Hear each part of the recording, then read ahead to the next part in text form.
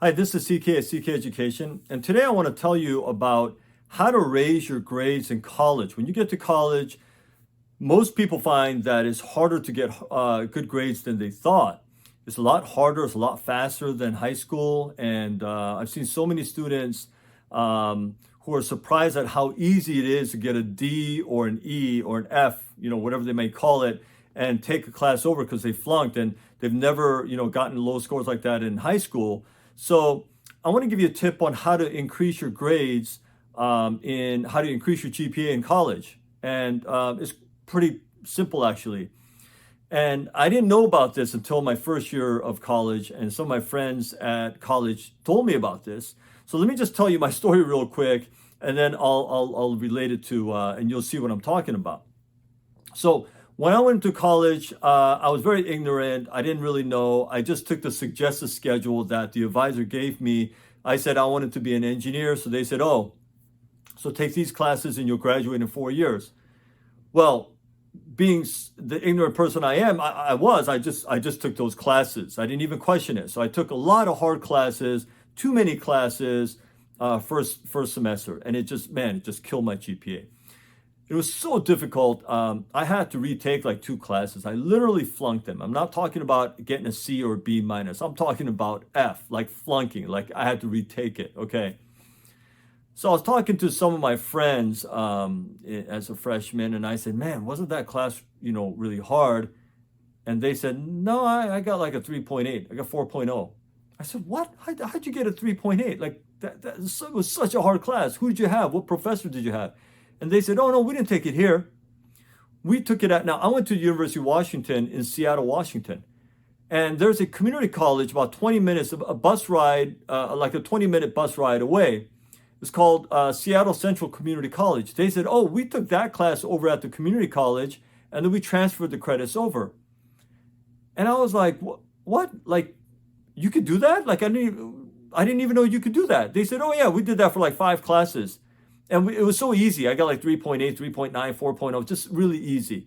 And I'm trying to get a 2.5 here, and they just crushed these classes. I was like, I didn't know that. So I took about 3 classes. I found out about it.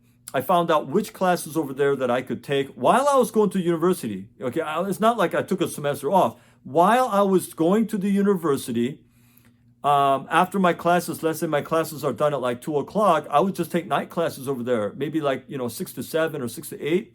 And I would just take a bus, a 20-minute bus ride. I'd go over there and I'd take 2 or 3 classes. And then, and then I finished the semester like that. I cannot tell you how easy those classes were. I didn't know how big of a gap there was. It was just I when I sat in the community college class, I just thought there's no way they could give me credit for that class at the university. But in the end, they did. And here's the thing that I learned, years later. Even though the community college class was very, very, very, very easy, it was way easier than the classes I took at the university.